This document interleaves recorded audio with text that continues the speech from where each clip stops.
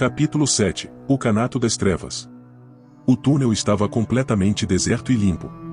O solo estava seco e até lhes batia no rosto uma brisa agradável. Não se ouvia um rato e não se viam as passagens laterais suspeitas e as fendas escuras nas paredes do túnel, apenas algumas portas trancadas.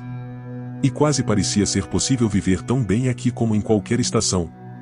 Para mais, a calma tão evidente, embora pouco natural, levava a que não só não precisassem de estar alerta como também se dissipassem os medos da morte e de desaparecer de repente. Neste túnel, as lendas sobre o desaparecimento de pessoas acabavam por parecer histórias tontas e Artyom até se interrogou se a cena desvairada do homem que poderia estar infectado pela peste teria realmente acontecido. Talvez não tivesse passado tudo de um pequeno pesadelo que tivera ao dormir rapidamente na conversa do filósofo itinerante, junto à fogueira que este acendera. Artyom seguia com Khan na retaguarda do grupo porque o seu companheiro se mostrará preocupado com a possibilidade de os homens começarem a afastar-se, um por um, e, nessa altura, já ninguém chegaria a Kitai-Gorod. Caminhava calmamente ao lado do jovem como se nada tivesse acontecido e as rugas profundas, que lhe tinham aparecido no rosto durante a escaramuça em Sukarevskaya, já pareciam terem se suavizado. A tempestade passará e ao lado de Artyom seguia um Khan sábio e de modos contidos e não um lobo adulto capaz de se enfurecer. Mas Artyom acreditava que a passagem de um estado a outro seria quase instantânea. E entretanto, apercebendo-se de que chegará a oportunidade de levantar a cortina sobre os mistérios do metrô, não se conteve e perguntou ao seu companheiro: "Sabe o que aconteceu neste túnel?" "Ninguém sabe, nem eu sei", respondeu Khan, com alguma relutância. "É verdade, há algumas coisas que nem eu sei. E a única informação que te consigo dar é que é um abismo. Eu chamo a este local um buraco negro. Possivelmente nunca viste uma estrela. Ou disseste que já viste uma? E sabes alguma coisa sobre o cosmos? Bem, uma estrela moribunda pode parecer um buraco se, ao apagar-se, for afetada pela sua própria energia, que é incrivelmente poderosa, e começar a consumir-se a si própria, arrastando matéria do exterior para o interior, para o seu centro, que vai ficando cada vez mais pequeno também, mais denso e mais pesado. Este processo é irreversível e é como uma avalanche e com o aumento crescente da gravidade, uma quantidade cada vez maior de matéria é sugada, cada vez mais depressa, para o coração do monstro. A certa altura, essa força atinge uma tal magnitude que absorve os seus vizinhos e toda a restante matéria que está dentro dos limites da sua influência e, por fim, até as ondas de luz. Essa força gigantesca consegue devorar os raios dos outros sóis e o espaço que a rodeia morre e fica negro, e porque nada que caia sob o seu poder tem força para lhe fugir. É uma estrela feita de trevas, um sol negro e, à sua volta, só há frio e escuridão. Khan calou-se, pondo-se à escuta das conversas dos homens que caminhavam à frente deles. "E que tem isso a ver com o túnel?" perguntou Artyom, não se contendo, depois de um silêncio que se prolongou por cerca de 5 minutos. "Eu tenho o dom da previsão. Às vezes, consigo ver o futuro ou o passado ou, até, levar a minha mente a outros locais. Umas vezes, não consigo perceber muito bem, é uma coisa que fica oculta, como, por exemplo, o fim que a tua jornada terá. Aliás, o teu futuro é um verdadeiro mistério para mim. É como estar a tentar ver através de água suja, sem se conseguir distinguir o que se encontra no fundo. Mas quando tento ver o que aconteceu aqui ou compreender a natureza deste local e só vejo escuridão à minha frente e os raios do meu pensamento já não regressam, se por acaso penetram na escuridão absoluta deste túnel. É por isso que eu o considero um buraco negro. É a única coisa que consigo dizer-te sobre o assunto." E Khan fez uma pausa breve. "E é por isso que estou aqui", e acrescentou.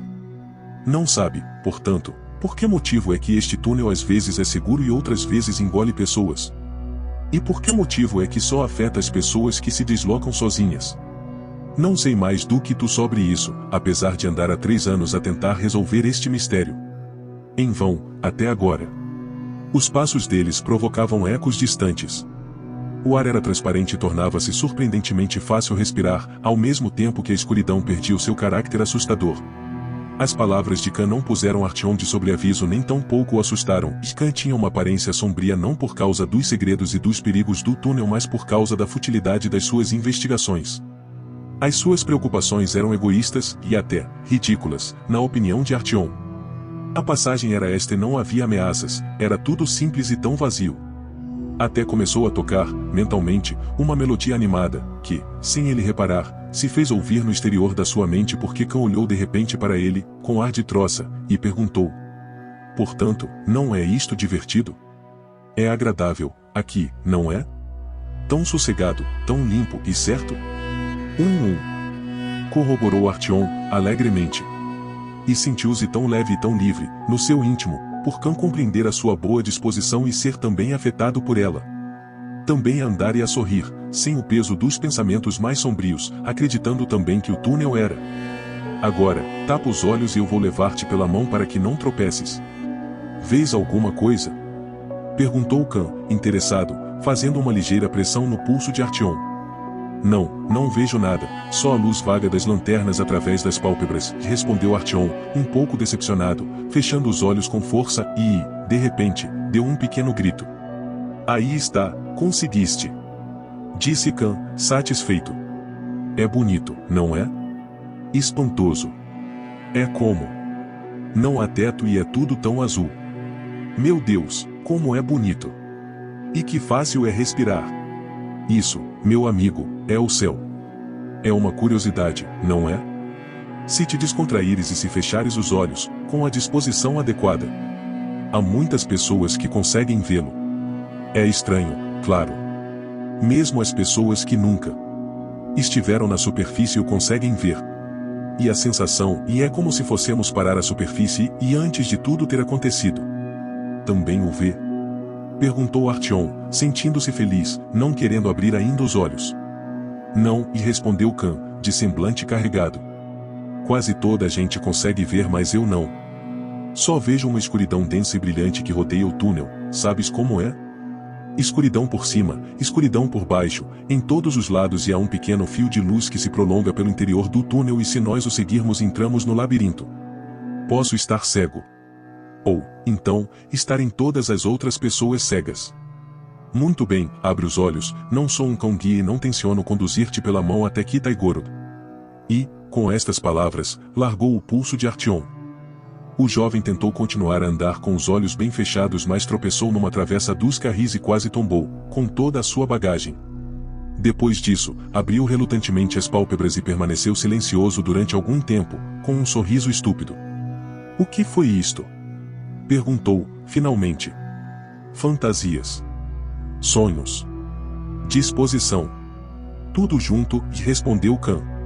Mas é muito volátil. Não tem a ver só com a disposição. Somos muitos aqui e, até agora, nada aconteceu. Mas a disposição pode mudar de um momento para o outro, completamente, e tu has de senti-lo, se isso acontecer. Olha, já estamos a chegar a Turgenevskaya. Chegamos cá rapidamente. Mas não podemos parar aqui, nem sequer para uma pausa. Eles vão, possivelmente, pedir para fazermos uma pausa, mas nem toda a gente consegue sentir o túnel. A maioria nem sequer se apercebe daquilo que tu consegues pressentir. Precisamos de continuar, mesmo que isso seja agora mais difícil, custe o que custar. Entraram na estação. O mármore de cor clara que cobria as paredes não era muito diferente do que cobria as paredes em Prospect Mir e em Sukharevskaya, mas, aí, as paredes e os tetos estavam tão sujos de fumo e tão gordurosos que a pedra mal se via.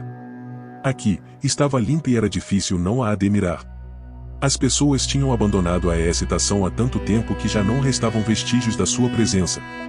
Mas a estação encontrava-se em tão boas, e tão surpreendentes, condições que não parecia ter sofrido uma inundação ou um incêndio e, se não fosse a sua escuridão tão negra e a camada de poeira no chão, nos bancos e nas paredes, poderia pensar-se que, dentro de um minuto, chegaria uma correnteza de passageiros ou, emitindo antes o seu sinal melodioso, entraria um comboio na linha. Em tantos anos, a estação quase não mudará. O padrasto já lhe tinha descrito situações destas com espanto e com um temor quase reverencial. Em Turgenevskaya não havia colunas. As arcadas baixas tinham sido esculpidas em mármore espesso com intervalos bastante largos entre si. As lanternas dos membros da caravana não dispunham de luz suficiente para penetrar nas sombras acumuladas no átrio e para iluminar a parede oposta e, por isso, parecia que nada existia para lá das arcadas e que o universo terminava aí.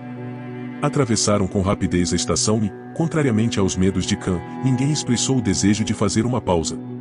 Os homens pareceram ficar perturbados e começaram a falar, com maior frequência, na necessidade de avançarem o mais depressa possível até encontrarem uma estação habitada. Estás a sentir?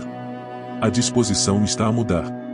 Comentou Khan, em voz baixa, erguendo um dedo como se quisesse perceber a direção do vento. E, na realidade, temos de andar mais depressa, porque eles vão sentir na pele o mesmo que eu também sentirei, devido ao meu misticismo. Mas há qualquer coisa que me impede de prosseguir por este caminho. Vamos esperar aqui um pouco. Khan tirou cuidadosamente do bolso um mapa que chamava o guia e, tendo dito a todos que parassem, apagou a lanterna e deu alguns passos, mais longos mas quase silenciosos, desaparecendo na escuridão. Quando Khan se afastou, um dos homens destacou-se do grupo, com esforço visível, e aproximou-se de Artyom. E falou com tanta timidez que, de início, Artyom nem reconheceu o homem corpulento e barbudo que o ameaçara em Sukarevskaya. Ouve. Não é bom pararmos aqui. Diz-lhe que temos medo. Somos muitos, mas tudo pode acontecer. Maldito seja este túnel e maldita seja esta estação. Diz-lhe que temos de partir. Estás a ouvir? Diz-lhe, por favor. E, com isto, o homem desviou o olhar e apressou-se a juntar-se aos outros. Por favor, o que lhe ouviu fez estremecer Artyom. E sentiu-se desagradavelmente surpreendido. Dando alguns passos em frente, para poder estar mais perto do grupo e ouvir o que diziam, percebeu de imediato que já nada restava da boa disposição que antes sentirá. A sua cabeça, onde antes uma pequena orquestra estivera a tocar uma marcha heróica, estava agora vazia e silenciosa e só lhe chegavam ecos desanimadores que o vento trazia dos túneis que se abriam à frente deles. E Artyom deixou-se ficar em silêncio.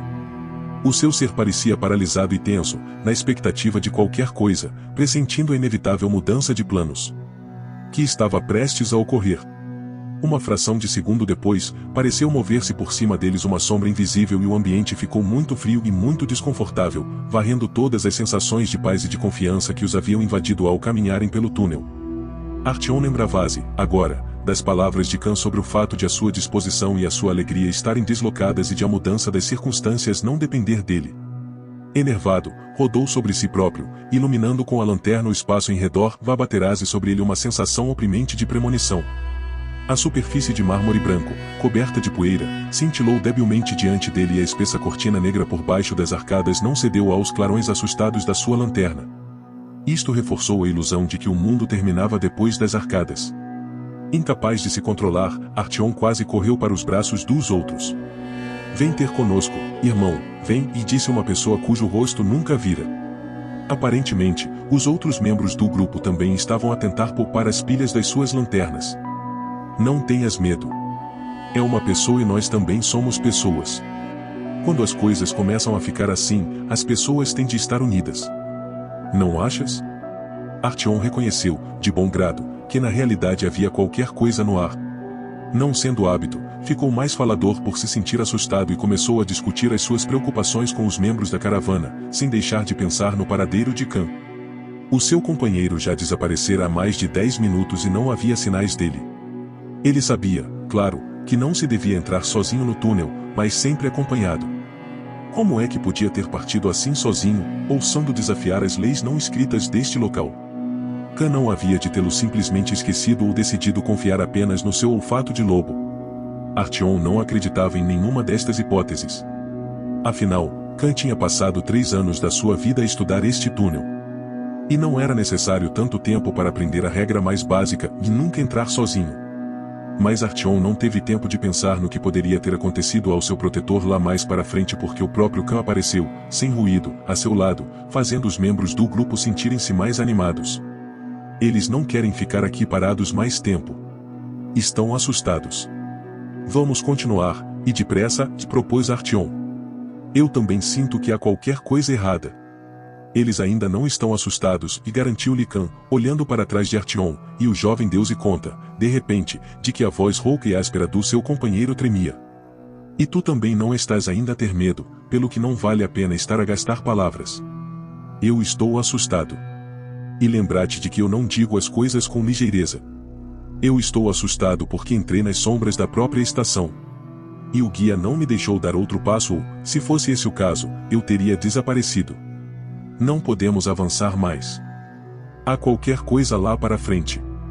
Mas está escuro, lá ao fundo, e a minha visão não consegue penetrar e eu fiquei sem saber, rigorosamente, o que lá nos espera. Olha! Khan ergueu o mapa diante dos olhos dos outros homens num movimento rápido. Veem! Apontem as vossas lanternas. Vejam a passagem que vai daqui até Kitai-Gorod. Não me digam que não notam nada. Artyom examinou a minúscula seção do mapa com tanta insistência que os olhos até doeram. E não conseguiu ver nada de estranho, sem ter, no entanto, a coragem de o dizer a Khan. É uma galinha cega. Não estás mesmo a ver nada? Está tudo a preto. É a morte. Murmurou Khan, recolhendo o mapa.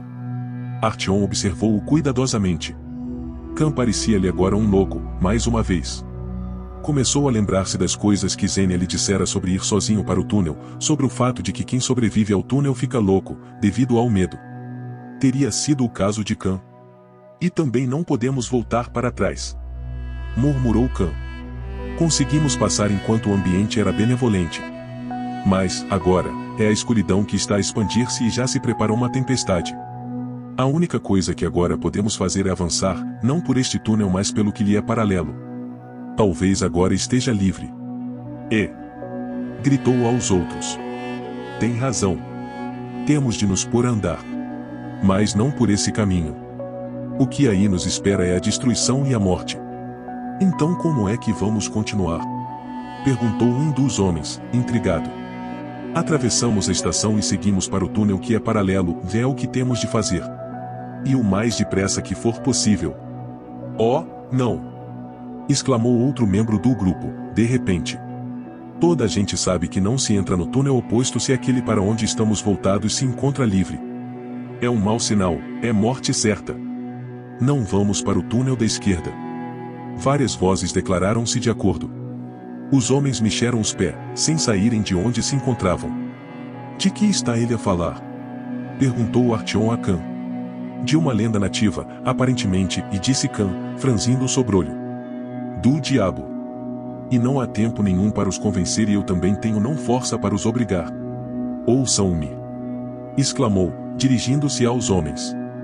Eu vou seguir o túnel paralelo. Quem confiar em mim, pode acompanhar-me. Quanto aos outros, digo vós a Deus. Para sempre. Vamos. Com um aceno de cabeça para Artyom, Khan pegou na mochila, muito pesada para ele, e subiu para a plataforma, ficando parado à sua beira. Artyom ficou paralisado pela indecisão. Por um lado, Khan sabia coisas sobre estes túneis e sobre o metrô em geral que estavam para lá da compreensão humana, e podia-se confiar no seu conhecimento. Por outro, havia a lei imutável segundo a qual estes túneis amaldiçoados só podiam ser atravessados na companhia de um certo número de pessoas porque esse era o único fator de esperança. Que se passa aí? Pesa muito? Dá-me a tua mão. Khan estendeu-lhe a palma da mão e ajoelhou-se. Artyom nem queria olhar para ele. Receava ver-lhe nos olhos a centelha de loucura que, assustado, já lhe vira brilhar nos olhos. Noutras ocasiões, Khan compreenderia que estava a rejeitar os gritos de aviso não apenas das pessoas mas, também, do próprio túnel. Chegava-lhe sentir apenas a natureza do túnel? O local que ele indicara no mapa, no guia, não era preto.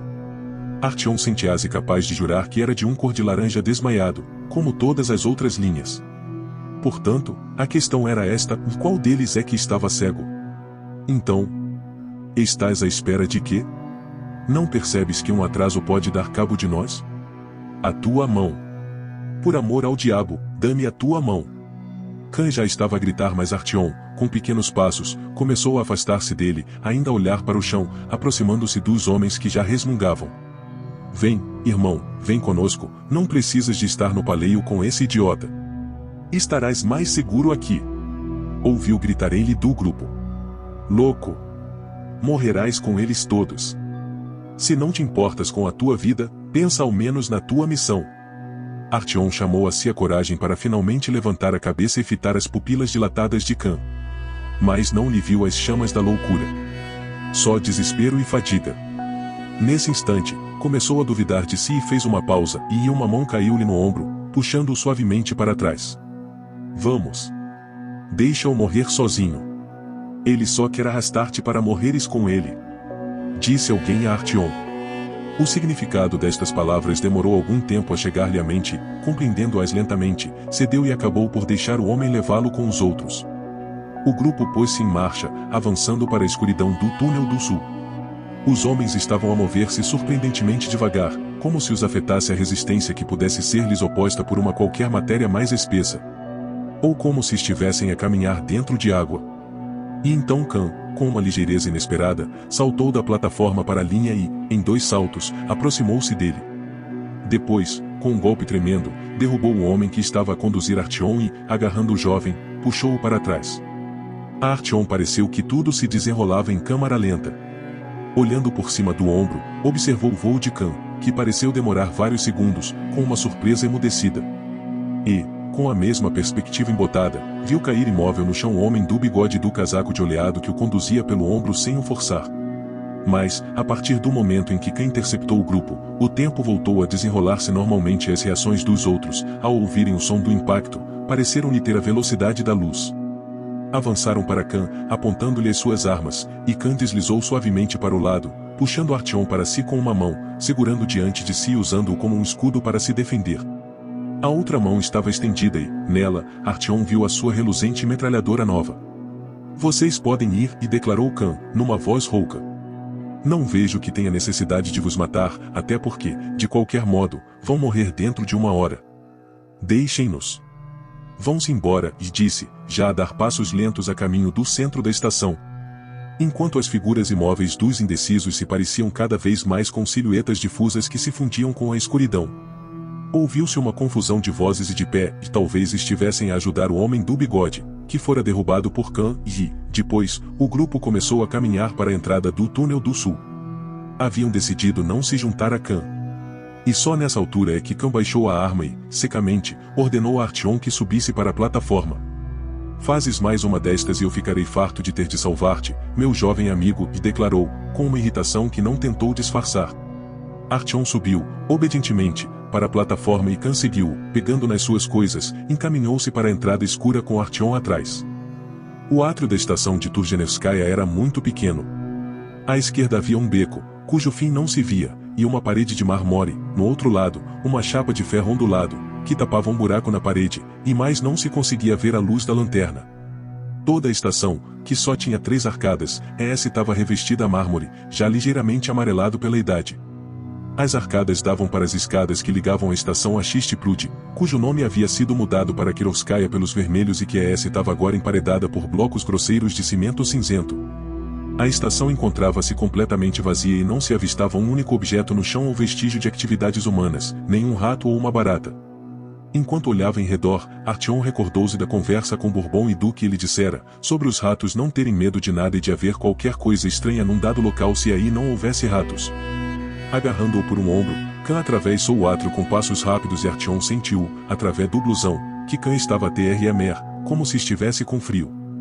Quando pousaram as mochilas à beira da plataforma, prontos para saltarem para a linha, foram de repente iluminados pelas costas por uma luz fraca e Artyom surpreendeu-se, mais uma vez, pela velocidade com que o seu companheiro reagia ao perigo.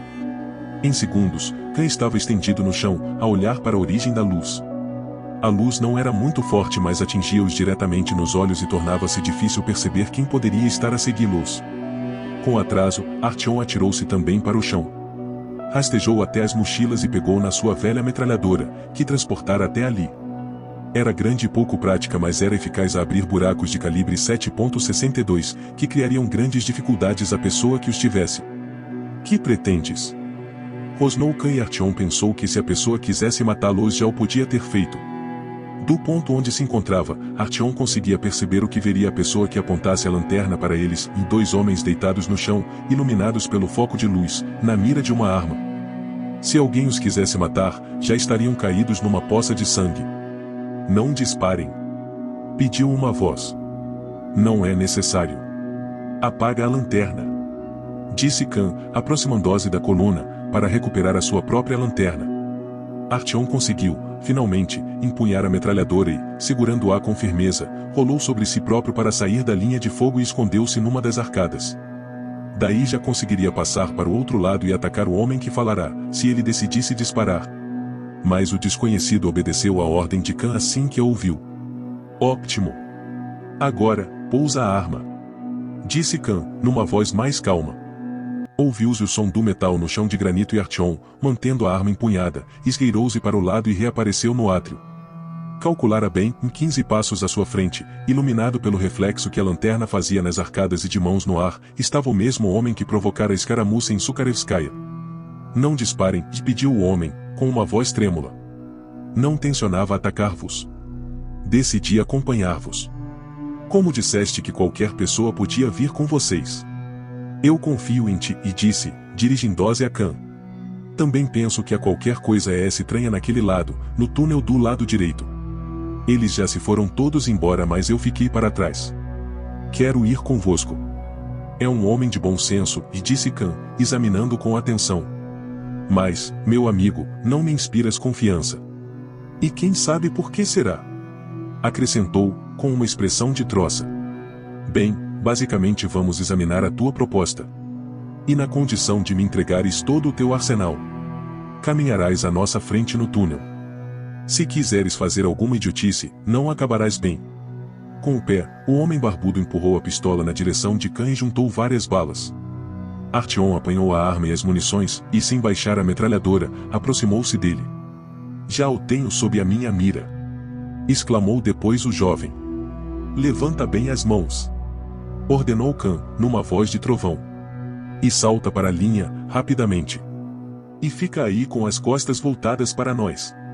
Cerca de 2 minutos depois de terem entrado no túnel, deslocando-se num triângulo apertado, e o homem barbudo, que se chamava Campeão, seguia 5 passos à frente de Khan e de Artyom, ouviram um uivo abafado, que se interrompeu quase no momento em que se fez ouvir. O Campeão olhou para eles, assustado, esquecendo-se até de voltar a lanterna para eles. A luz tremia-lhe nas mãos e o rosto, iluminado por baixo, era uma careta de terror, o que assustou ainda mais Artyom do que o uivo que ouvirá. Sim, e disse Khan, com um aceno de cabeça, respondendo à pergunta. Eles cometeram um erro. Mas o tempo ainda terá de dizer-nos se nós fizemos o mesmo. Caminharam mais depressa. Olhando de vez em quando para o seu protetor, Artyom notou-lhe sinais crescentes de fadiga. As mãos tremiam-lhe ligeiramente, os passos que dava eram por vezes incertos e tinha o rosto coberto de suor. Mas não estavam a andar há muito tempo. O caminho cansava-o, obviamente, mais do que Artyom. Tentando perceber o que estaria a roubar as forças ao seu companheiro, o jovem não conseguiu deixar de voltar a pensar que Khan parecia ter tido razão quando o quis salvar. Se Artyom tivesse seguido a caravana pelo túnel do lado direito, já estaria sem dúvida morto e, depois, desaparecido sem deixar rastro. No entanto, eles ainda eram 6. Pelo menos. A regra de ouro não se lhes aplicava? E Khan soubera de fato o que ia acontecer. Quer fosse uma premonição ou a magia do guia. Era estranho que um pedaço de papel com tinta pudesse fazer uma coisa dessas. Esse fragmento condenado à destruição poderia realmente ajudá-los? Bem, a passagem entre Turgenevskaya e Kitaigorod era cor de laranja e não podia haver qualquer dúvida sobre isso. Ou estaria mesmo a preto? Que é isto? Perguntou o Campeão, parando de repente e voltando-se para Khan com olhos inquietos. Estão a senti-lo? Vem de trás de nós. Artyom olhou-o, espantado, e teve vontade de fazer um comentário sarcástico relativo a nervos em franja porque não conseguia sentir nem ouvir nada. E até sentia que se atenuava o aperto das garras da sensação de depressão e de perigo, que se haviam abatido sobre eles ao saírem de Turgenevskaya. Mas Khan, para sua surpresa, ficou imóvel, fazendo-lhe um gesto para ficar calado e voltando-se para trás. Que sentido tão apurado! Exclamou, meio minuto depois. Estamos entusiasmados, a rainha está entusiasmada, já acrescentou, sem que se percebesse por quê. Vamos de ter conversar mais em pormenor sobre isto, se conseguirmos sair daqui. Não ouves nada? Perguntou Artyom. Não, parece tudo sossegado, respondeu o jovem, depois de tentar escutar melhor. A sentir qualquer coisa como, e ciúmes? Ou ofendido? Ou mesmo vexado por o seu protetor ter dito tais coisas sobre o ser desprezível com barba que ia com eles e que, ainda há menos de 2 horas, ameaçara matá-los? É estranho. Acho que tens os rudimentos da capacidade de ouvir os túneis. Mas talvez essa capacidade não se tenha desenvolvido completamente. Mais tarde. Há de acontecer mais tarde, e Khan abanou a cabeça. E tu tens razão, e disse ao Campeão, confirmando as suspeitas que este expressara. Há qualquer coisa que vem nesta direção. Temos de continuar e rapidamente. Pôs-se de novo à escuta, cheirando o ar num movimento muito parecido com o de um lobo. Vem por detrás de nós, como se fosse uma onda. Temos de correr. Se cair sobre nós, acaba-se o jogo. E, com estas palavras, largou a correr. Artyom teve de se apressar a imitá-lo, para não ficar para trás. E o homem barbudo acompanhou-os, mexendo as pernas curtas o mais depressa que podia, a respirar pesadamente. Correram assim durante 10 minutos, e durante todo esse tempo, Artyom não conseguiu compreender por que motivo se apressavam tanto, já a ficarem sem fôlego e a tropeçarem nas travessas, se o túnel atrás deles estava vazio e sossegado, sem qualquer indicação de que estivessem a ser perseguidos. E só 10 minutos mais tarde é que sentiram a coisa. Havia, de fato, qualquer coisa que os perseguia velozmente, de muito perto, muito escura, seguindo-lhes todos os passos. Não era uma onda e parecia-se mais com um furacão negro que atravessava o vazio. E se essa coisa se abatesse sobre eles, teriam o mesmo destino dos outros 6 e de todos os viajantes temerários e tontos que haviam entrado no túnel sozinhos, ou no momento menos oportuno, quando percorriam os furacões demoníacos que varriam todos os seres vivos que encontravam pela frente. Esta ideia e uma compreensão vaga do que estaria a acontecer atravessaram o pensamento de Artyom, que olhou, ansioso, para Khan. Khan devolveu-lhe o olhar e tudo se tornou mais claro. "O que, já percebeste?" perguntou Khan, respirando fundo. "Isto é mau. E já está demasiado perto. Temos de correr mais depressa", replicou Artyom, ofegante. "Antes que seja tarde demais." Khan acelerou e, agora, já estava a correr com passadas mais largas, sem responder ao que Artyom lhe dissera. E mesmo os sinais de fadiga que Artyom lhe vira pareciam ter desaparecido, dando lugar aos traços animais, que voltavam agora a manifestar-se. Artyom teve de correr ainda mais depressa quando parecia que já estavam suficientemente distantes da coisa que os perseguia sem se deter, o campeão tropeçou numa travessa da linha e caiu de borco. As mãos e o rosto ficaram cobertos de sangue. Khan e Artyom ainda correram mais uma dezena de passos, movidos apenas pela inércia, quando perceberam que o campeão tinha caído e sem que Artyom tivesse o mais pequeno desejo de parar e de ir ajudá-lo. Queria deixá-lo à mercê daquilo que os perseguia, farto do adulador de perna curta que parecia ter uma intuição tão grande. O que lhe interessava era distanciar-se o mais possível da coisa que os seguia. O pensamento incomodou-o, mas Artyom sentiu uma tal vontade de fugir e de deixar para trás o homem tombado que a sua consciência até se calou. E, por isso, sentiu-se decepcionado quando viu Khan voltar atrás, pegando com um movimento poderoso no homem barbudo e pondo-o em pé. Artyom ainda tinha a secreta esperança de que Khan, com a sua atitude mais do que desdenhosa para com as vidas e as mortes dos outros, não hesitasse em ir embora, esquecendo-se do homem e deixando-o no túnel como o fardo que era. Ordenando a Artyom que pegasse num braço do campeão, que estava visivelmente ferido, Khan pegou-lhe no outro e puxou por ele. Correr tornava-se agora bastante mais difícil. O campeão gemia e rangia os dentes a cada passo que dava, devido à dor, mas Artyom não sentia nada por ele, a não ser uma irritação crescente. A metralhadora, pesada e incômoda, batia-lhe na perna e magoava-o, e Artyom não dispunha de uma mão livre para segurar nela. Oprimia-o a sensação de estar a perder terreno perante o vácuo negro que os perseguia, movido pela fúria e pela obstinação. Mas a morte aproximava-se. Se parassem e ficassem à espera, mesmo por meio minuto, o sinistro turbilhão acabaria por envolvê-los, flagelá-los e desfazê-los em partículas minúsculas.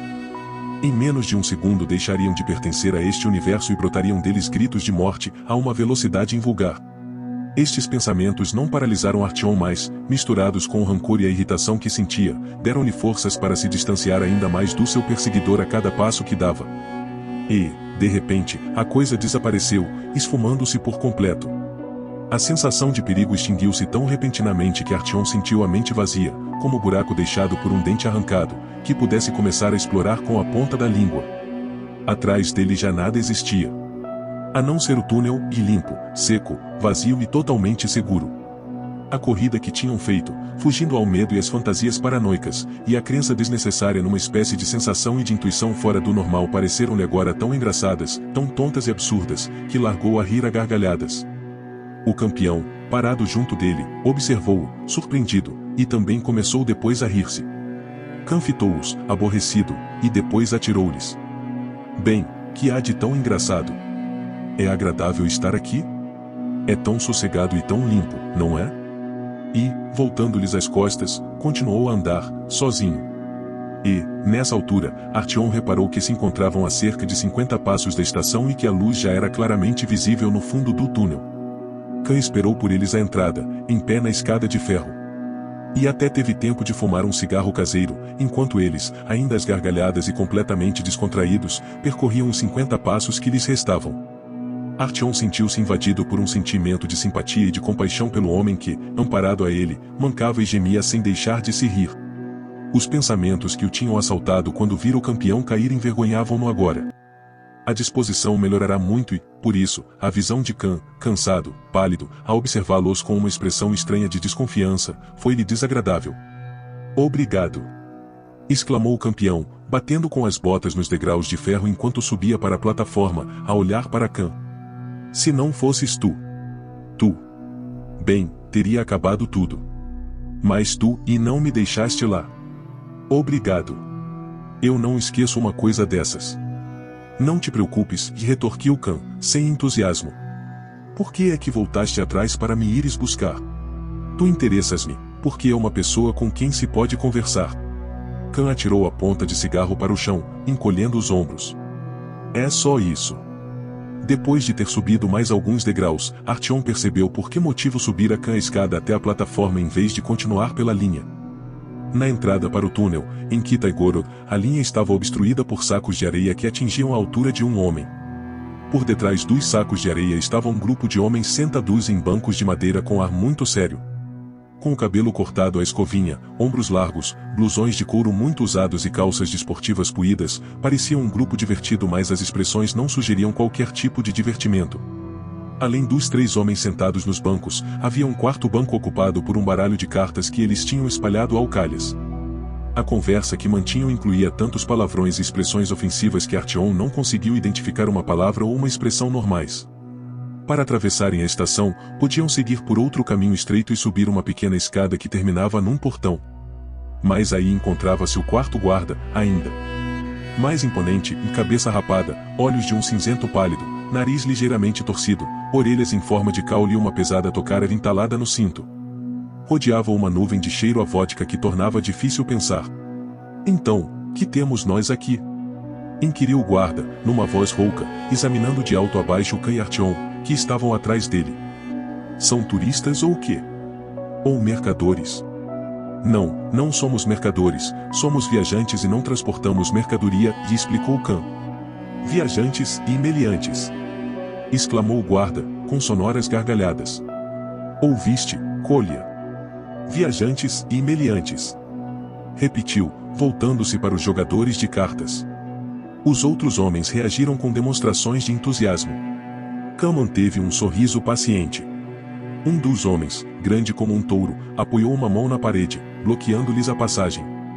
"Nós temos uma espécie de serviço alfandegário, percebem o que quero dizer?" disse. "A moeda corrente é dinheiro. Se querem passar, me pagam. Se não querem, podem ir-se embora." "E por autoridade de quem?" perguntou Artyom, indignado. Foi um erro. O Brutamontes não deve ter percebido o significado do que Artyom disse, mas compreendeu bem a entoação e não gostou. Arredando Khan, avançou pesadamente até ficar encostado ao rosto de Artyom. E, baixando a cabeça, fitou-o com uma expressão muito severa. Os olhos eram tão vazios que até pareciam transparentes e não revelavam a existência de uma mente capaz de raciocinar. O que emitiam era estupidez e rancor e, apesar de lhe ser difícil suportar esse olhar e de pestanejar devido à tensão, Artyom percebeu como os olhos do seu opositor se enchiam de medo e de ódio enquanto eles ali estavam sentados, à entrada do túnel, vendo as pessoas a passar.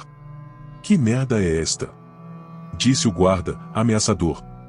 Era mais alto do que Artyom por uma cabeça e 3 vezes mais largo do que ele. Artyom lembrou-se da lenda de Davi e Golias, que lhe haviam contado.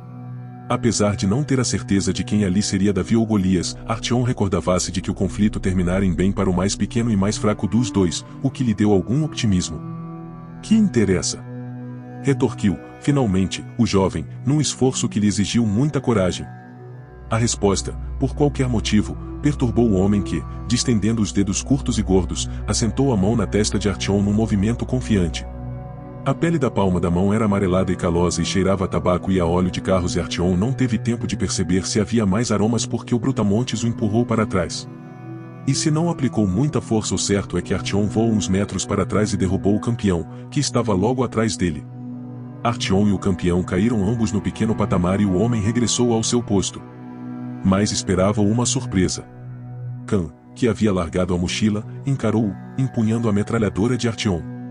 E sugerindo o que poderia fazer, destravou a arma e, com uma voz suave que também sugeria que nada de bom iria acontecer, e o que fez o cabelo de Artyom pôr-se em pé ao ouvi-la, perguntou-lhe: "Por que é que estás a ser tão malcriado?"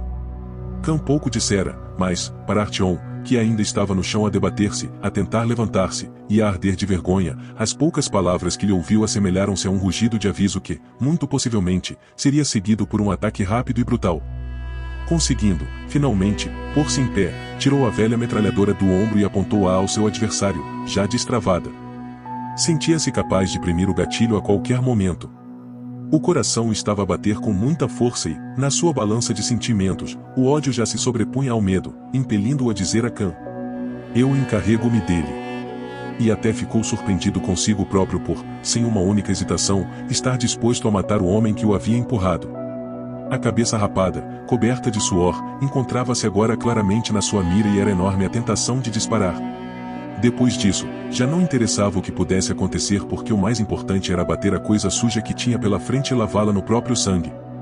Alerta! Mugiu o Brutamontes. Khan tirou-lhe a arma do cinto com a velocidade de um relâmpago, desviou-se e apontou para os guardas alfandegários que se tinham levantado dos seus lugares. "Não dispares!" Conseguiu dizer a Artyom e tudo parou, o Brutamontes de mãos levantadas no patamar e Khan, imóvel, a apontar a arma aos três homens, que não tinham tempo de tirar as suas metralhadoras do monte em que se encontravam. "Não é necessário derramar sangue", e disse Khan, tranquilamente, numa demonstração de autoridade, sem pedir mais, fazendo parecer uma ordem o que estava a dizer. "Há aqui uma regra", Artyom prosseguiu, sem deixar de olhar para os três jogadores de cartas, paralisados em poses absurdas. Os homens conheciam, possivelmente, aquela Kalashnikov e a sua força mortífera, mesmo à distância, e não quiseram causar nenhuma desconfiança desnecessária a quem os mantinha assim na sua mira. "As normas deles obrigam-nos a pagar, para podermos entrar", continuou Khan. "Qual é o preço?" "3 balas por bico", respondeu o homem que estava no patamar. "Negociamos?" sugeriu Artyom, com ar trocista, apontando o cano da metralhadora à cintura do outro. "2", respondeu o seu adversário, mostrando-se flexível, embora continuasse a olhar para Artyom com uma expressão de fúria. Não parecia muito seguro de qual seria a reação de Artyom. "Paga-lhe", ordenou Khan ao campeão. "Paga também a minha passagem e vamos considerar saldadas as nossas contas." O campeão pesquisou no fundo da sua mochila e, aproximando-se do guarda, contou 6 balas aguçadas e luzidias. O homem fechou o punho em torno delas e enfiou-as num dos bolsos salientes do blusão, voltando a erguer as mãos e olhando para Khan, à espera. "A entrada está paga, portanto?" perguntou Khan, arqueando as sobrancelhas. O Brutamontes acenou afirmativamente com a cabeça, com ar sombrio, sem desviar o olhar da arma de Khan. "O incidente está sanado?" perguntou Khan. O homem não respondeu. Khan levou a mão a uma bolsa presa ao cinto e tirou mais 5 munições, enfiando-as no bolso do guarda. As 5 balas tilintaram no interior, ao mesmo tempo que se esfumava a careta tensa no rosto do Brutamontes, substituída pela expressão habitual de preguiça e de desconfiança. "É uma compensação pelos danos morais", explicou Khan, sem que as palavras parecessem fazer efeito. Era possível que o Brutamontes não tivesse percebido o sentido destas palavras, tal como não havia percebido a pergunta anterior. Parecia estar a comparar a declaração sensata de Khan com a sua prontidão para usar, ao mesmo tempo, o que servia de dinheiro e a força. Esta linguagem já a percebia e também devia ser a única que sabia falar. "Podes baixar as mãos", disse Khan, erguendo vagarosamente a sua arma, afastando a sua mira dos 3 jogadores. Artyom fez o mesmo, mas as mãos tremiam-lhe. Estivera mesmo preparado para arrebentar com a cabeça rapada do homem a qualquer momento. Não confiava nestes homens. Mas a sua agitação era desprovida de sentido. O guarda, jamais descontraído e tendo baixado as mãos, grunhiu aos amigos que estava tudo bem e, com as costas apoiadas à parede, mostrou uma atitude de indiferença, deixando os viajantes passarem por ele e entrarem na estação. Quando Artyom passou, deitou-lhe um olhar estranho, mas o Brutamontes não mordeu o isco e olhou para o lado. No entanto, Artyom ainda ouviu um ocão e dito com uma expressão de repulsa, e uma cuspidela que foi bater no chão. Quis voltar-se, mas Khan, um passo à sua frente, agarrou-o pela mão e arrastou-o consigo, pelo que Artyom se viu dividido entre satisfazer o seu desejo de voltar para trás e mostrar uma ou duas coisas ao homem fraco e à sua metade cobarde, que só pedia para sair dali o mais depressa possível. Quando alcançaram o chão escuro de granito da estação, ainda ouviram um grito feito de vogais prolongadas que vinha de baixo. Dê-me a minha arma. Khan parou e, tirando as balas redondas da Tokarev, atirou-a ao Brutamontes. O homem apanhou-a, com destreza, e enfiou-a no cinto, olhando com desagrado para as balas que Khan deixará cair no chão. Desculpa, e disse Khan. Foi uma medida profilática. Não é assim que se diz? Perguntou ao campeão, com uma piscadela de olho. Kitai-Gorod era diferente das outras estações que Artyom já conhecia e não tinha 3 arcadas como o VDNKH, mas era um espaço muito grande com uma plataforma larga rodeada por linhas, o que lhe dava uma aparência estranha. Os alojamentos eram iluminados, da maneira mais desorganizada que se podia imaginar, por lâmpadas fracas em forma de pera que pendiam do teto.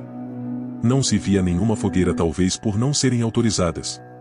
No centro do átrio, havia um candeeiro de vapor de mercúrio que distribuía uma luz generosa para todos os lados, o que, para Artyom, era um verdadeiro milagre. Mas, depois, tudo à volta era uma loucura e não se podia manter os olhos nessa maravilha por mais do que um segundo.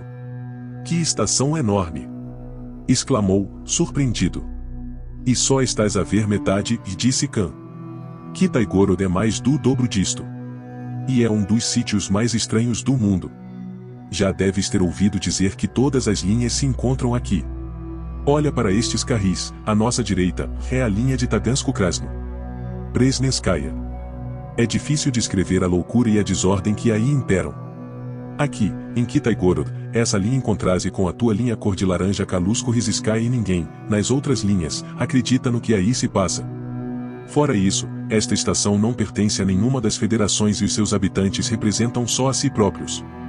É um local muito, muito curioso. Eu chamo-lhe Babilônia.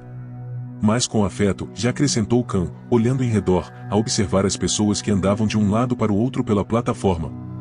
A vida na estação fervilhava. Era um pouco como em Prospect Mira, mas esta, sendo mais modesta, estava melhor organizada. Artyom lembrou-se das palavras de Bourbon sobre o fato de haver locais melhores no metrô do que o miserável mercado que tinham atravessado nessa estação. Havia bancas ao longo dos carris e toda a plataforma estava cheia de tendas. Algumas tinham sido transformadas em lojas e outras acolhiam pessoas.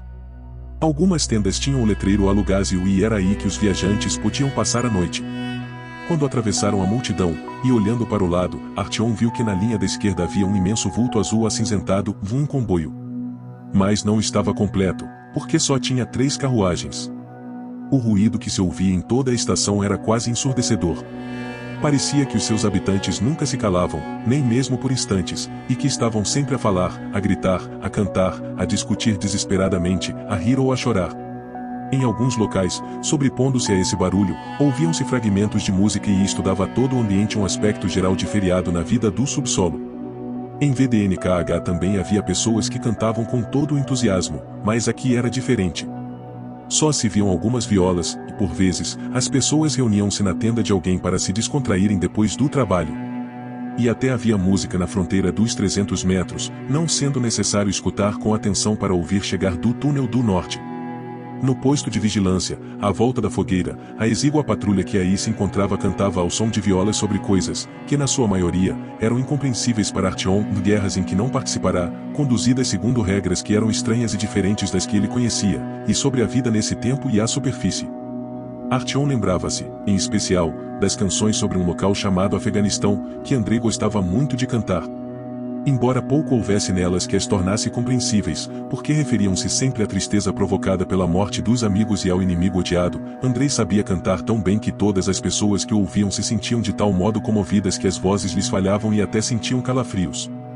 Andrei explicava aos mais novos que o Afeganistão era um país especial e descrevia as montanhas, os desfiladeiros, os riachos borbulhantes, as kishlaks, o vertuche e os caixões de zinco. Artyom sabia bem o que era um país porque Sukhoi tinha passado bastante tempo a explicar-lhe muitas coisas.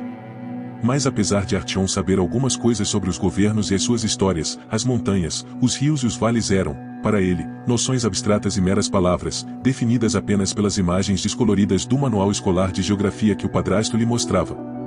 E, aliás, nem o próprio Andrei tinha estado no Afeganistão, por não ter idade suficiente para tal, conhecendo apenas as canções de as ouvir cantadas pelos seus camaradas de armas mais velhos. Mas, em VDNKH, conseguiam tocar música assim? Não, as canções e a música deles eram meditabundas e tristes, e ao recordar-se de Andrei e das suas melancólicas baladas, comparando-as com as melodias alegres e divertidas que se faziam ouvir nos vários cantos desta estação, Artyom sentiu-se várias vezes surpreendido por a música poder ser tão variada e afetar tanto a disposição de cada um. Artyom deteve-se, ao passar pelos músicos mais próximos, apesar de não ter desde o início essa intenção, e assim juntou-se ao pequeno grupo de pessoas que os rodeava, não apenas para ouvir melhor a letra, sobre aventuras passadas nos túneis sob a influência da Dur, mas para escutar só a melodia e satisfazer a sua curiosidade quanto aos músicos. Eram dois, no que dedilhava a viola tinha o cabelo comprido e gorduroso, preso por uma tira de couro enrolada à volta da cabeça, que lhe deixava a testa livre, e vestia um conjunto de trapos coloridos, o outro, mais velho, com uma calva bem visível e óculos já várias vezes reparados, vestia um casaco puído e encantava as pessoas com uma espécie de instrumento de sopro que Khan lhe disse ser um saxofone. Artyom nunca vira uma coisa dessas. O único instrumento de sopro que conhecia era a flauta. Havia pessoas que a sabiam tocar muito bem e que construíam flautas a partir de tubos isoladores, de vários diâmetros, que eram cortados para serem depois vendidos. Além disso, as pessoas de VDNKH não gostavam de instrumentos de sopro. O saxofone, por seu turno, parecia-se demais com a trompa que, às vezes, era utilizada para fazer soar o alarme se alguma coisa bloqueasse a sirene habitualmente usada. No chão, aos pés dos músicos, estava aberto o estojo de uma viola onde já se encontrava uma dúzia de balas. Quando o músico do cabelo comprido acabou de cantar o que lhe ia na alma, disse qualquer coisa engraçada, que sublinhou com uma careta divertida, e a multidão riu-se com alegria, aplaudindo-o com gosto, enquanto mais uma bala era atirada para o estojo. A canção sobre as viagens do pobre diabo já havia terminado e o homem do cabelo comprido encostou-se à parede, a descansar, enquanto o saxofonista do casaco se lançava a tocar uma melodia que Artyom não conhecia mais que parecia ser popular na estação, porque as pessoas começaram a aplaudir e mais algumas balas voaram em direção ao veludo vermelho do estojo. Khan e o campeão estavam a discutir qualquer coisa, junto a uma cesta. E não lhe dizendo para se apressar, poderiam tê-lo deixado ficar ali por mais uma hora, a ouvir a música, se não tivessem, de repente, ficado imóveis. Dois homens imponentes dirigiam-se para os músicos, com passos pouco firmes, fazendo Artyom lembrar-se dos guardas que tinham encontrado à entrada da estação. Uma das figuras agachou-se e começou, sem qualquer cerimônia, a tirar as balas do estojo, enfiando-as num bolso do casaco de cabedal. O guitarrista do cabelo comprido correu para ele, tentando evitar o que ele estava a fazer, mas foi rapidamente atirado ao chão por um murro selvagem que recebeu num ombro, enquanto o homem lhe arrancava a viola, erguendo-a bem alto para bater com ela na coluna e destruí-la. Ao mesmo tempo, o segundo homem empurrou sem grande esforço o músico mais velho, o saxofonista, contra a parede, quando este tentou ajudar o amigo. Nenhuma das pessoas que estavam a ouvir os músicos deu um passo em frente. A multidão começou a dispersar-se e os que ainda ficaram para trás taparam os olhos ou fingiram estar a examinar os produtos à venda numa cesta próxima. Artyom sentiu-se a arder de vergonha, pelos músicos e por ele próprio, mas decidiu que também não interviria. "Mas vocês já cá estiveram hoje", protestou o músico do cabelo comprido, quase a chorar, levando a mão ao ombro. "Ouve bem. Se estás a ter um dia bom, então nós também estamos a ter um dia bom, percebes?" Gritou o guarda, atirando a viola para o chão. Era visível que ele a brandira mais como uma ameaça do que com a intenção de a destruir. "E não te metas comigo. Ou queres ir para a carruagem, paneleiro de cabelos compridos?" Assim que ouviu a palavra carruagem, o músico do cabelo comprido calou-se, abanou a cabeça rapidamente e ficou em silêncio. "Percebes? Paneleiro!" exclamou o agressor, realçando a segunda palavra e cuspindo para os pés do músico. Este continuou em silêncio. Concluindo que a revolta ficará esmagada, os dois homens corpulentos afastarem-se com movimentos vagarosos, em busca da próxima vítima. Artyom olhou em redor, desanimado, e viu o campeão, que estivera a observar atentamente toda a cena. "Quem eram aqueles?" perguntou Artyom, intrigado. "Bem, que te pareceram?" replicou o campeão. "Os bandidos do costume."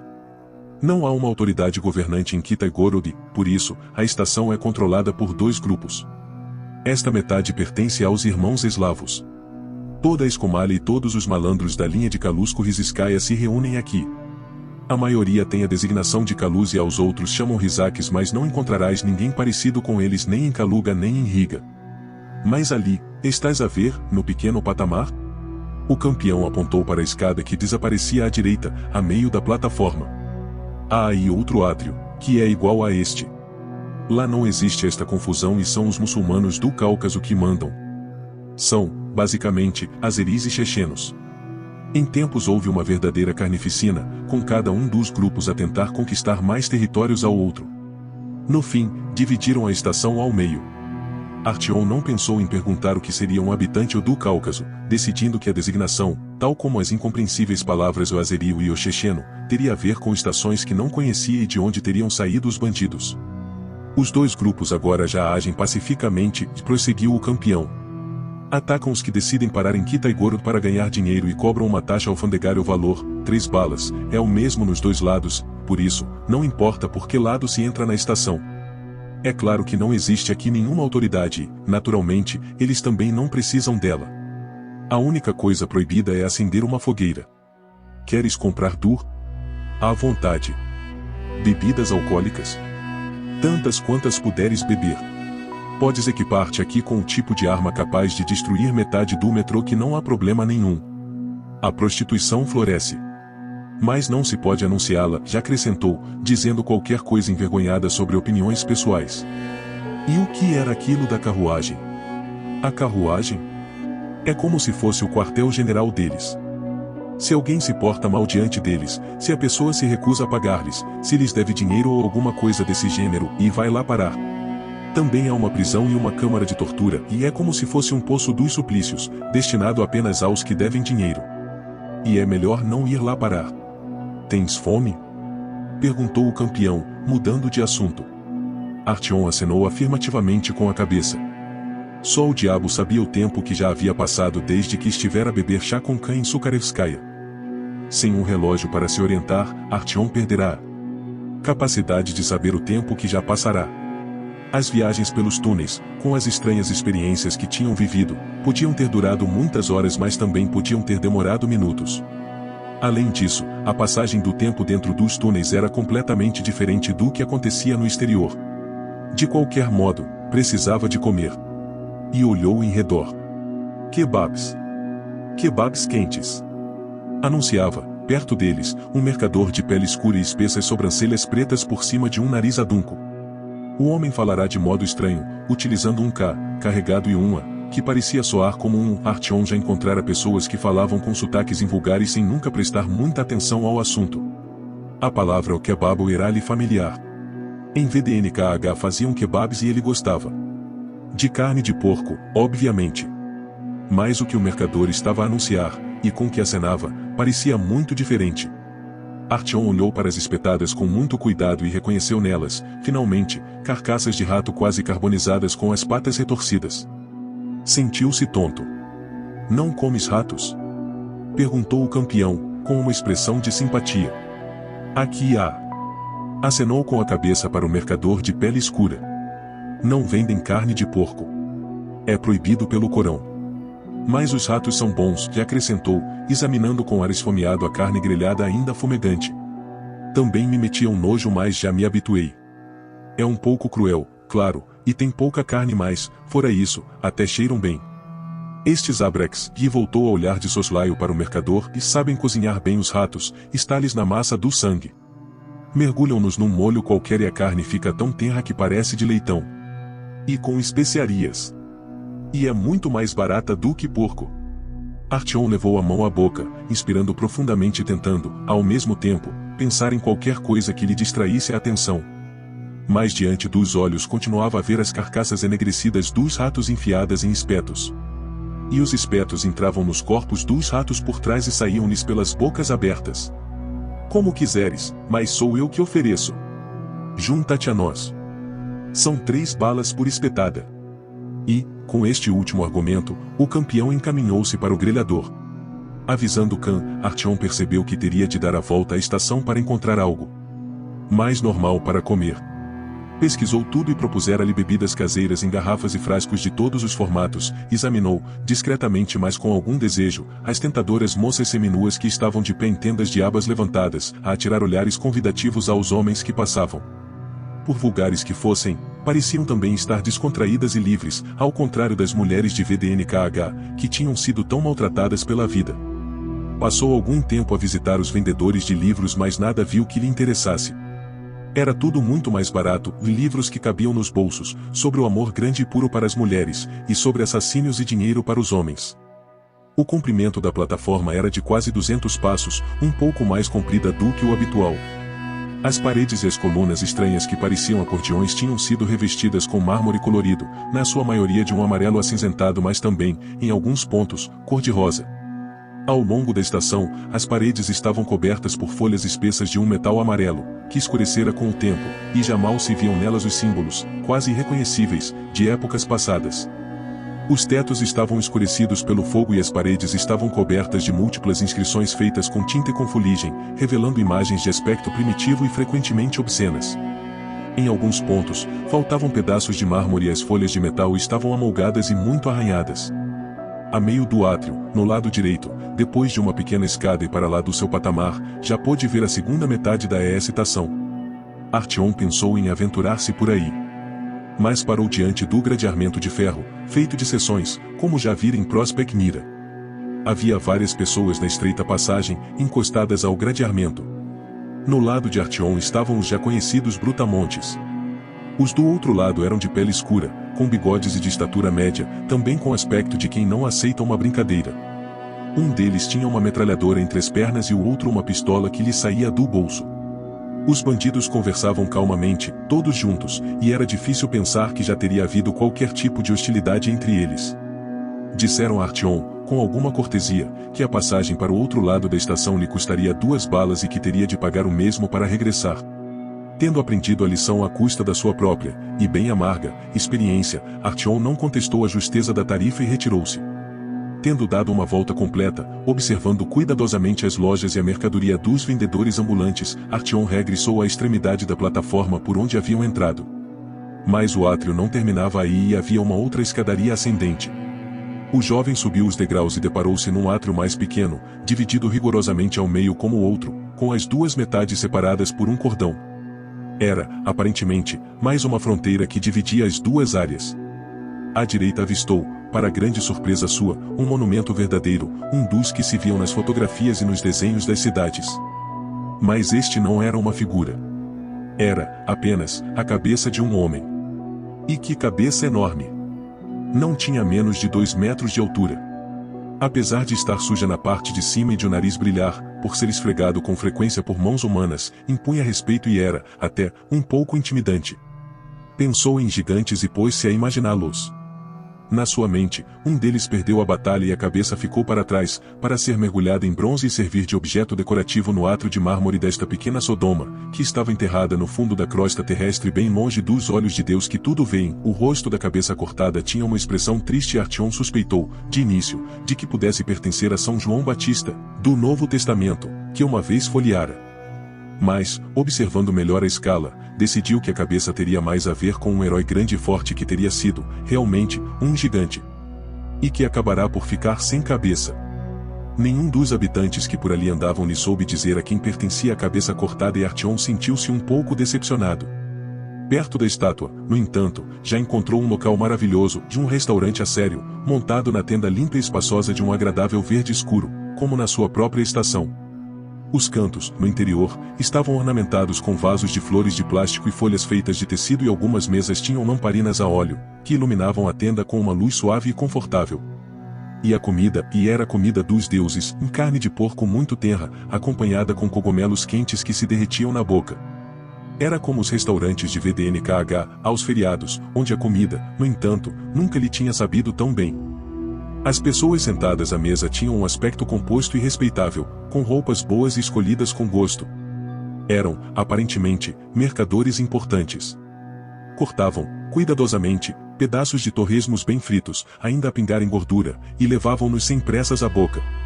Enquanto isso, conversavam uns com os outros num tom sonolento, tratando dos seus negócios e interrompendo apenas a sua atividade para dirigirem um olhar curioso, mas cortês, a Artyom. O restaurante era caro, obviamente.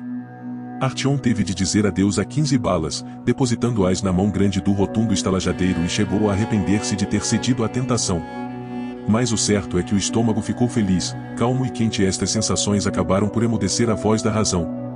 A bebida fermentada que lhe foi servida numa caneca era doce e pôs-lhe a cabeça a andar agradavelmente à roda. Mas não era forte nem parecida com a mistela venenosa e turva de origem caseira servida nas garrafas e nos jarros por lavar que, só pelo cheiro, deitavam uma pessoa abaixo. E custava só mais 3 balas, e o que são 3 balas se elas dão direito a um frasco de vidro cheio de um elixir luminoso que ajuda uma pessoa a aceitar as imperfeições do mundo e que restaura alguma da harmonia perdida. Bebendo, sozinho, o líquido fermentado em pequenos goles, pela primeira vez em alguns dias em plena paz e sossego, Artyom tentou lembrar-se dos acontecimentos mais recentes de que guardava recordações, procurando perceber onde chegará e para onde devia ainda ir. Parte da sua jornada ainda estava por fazer e ele encontrava-se, de novo, numa encruzilhada. Sentiu-se como os Bogatyr, os heróis de algumas lendas, quase esquecidas, da sua infância. A recordação que deles guardava era tão distante que nem se lembrava de. Quem os contará? Teria sido Sukhoi ou os pais de Xenia ou, mesmo, a sua própria mãe? Artyom preferia pensar que as ouvirá da boca da mãe e o rosto dela conseguia libertar-se da neblina e ele até ouvia ler, com uma entoação suave, Vera uma vez, e assim, tal como os heróis das lendas, Artyom deu por si na embocadura de 3 vias, numa que ia ter a Kuznetsky Most, outra a Tretiakovskaya e outra, ainda, que se dirigia a Taganskaya. Saboreou a bebida inebriante, deliciando-se com a languidez bem-aventurada que lhe envolvia o corpo. Não queria pensar e a única coisa que encontrava na sua cabeça era a voz que lhe dizia: ou vai em frente e perdes a tua vida. Volta à esquerda e perdes o teu cavalo. Esta sensação poderia ter se prolongado indefinidamente. Artyom precisava, na realidade, de descansar, depois de tudo o que passará. Valia a pena permanecer em Kitaigorod, ver o que ali existia, fazer perguntas aos seus habitantes sobre os túneis. Precisava de se encontrar de novo com Khan, descobrir se ele continuaria a acompanhá-lo ou se os seus caminhos se separariam nesta estação. Mas as coisas não correram de acordo com o plano que tão preguiçosamente delineara, enquanto contemplava a pequena chama que dançava na lamparina em cima da mesa. E de repente, tudo se alterou.